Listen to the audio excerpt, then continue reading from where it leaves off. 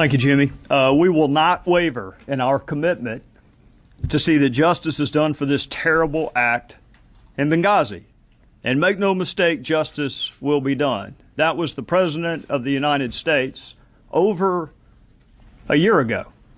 We're investigating exactly what happened, but my biggest priority now is bringing those folks to justice. That was the President of the United States over a year ago. No one has been arrested. No one has been prosecuted. No one has been brought to justice. We don't even have access to the witnesses.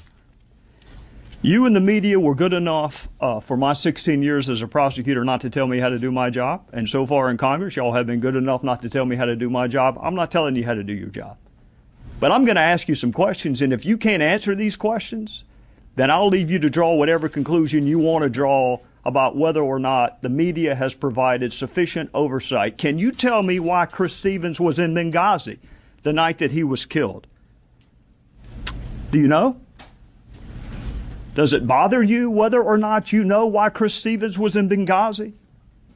Do you know why we were the last flag flying in Benghazi after the British had left and the Red Cross had been bombed? Do you know why requests for additional security were denied? Do you know why an ambassador asking for more security days and weeks before he was murdered and those requests went unheeded? Do you know the answer to why those requests went unheeded? Do you know why no assets were deployed during the siege? And I've heard the explanation, which defies logic, frankly, that we couldn't have gotten there in time. But you know, they didn't know when it was going to end.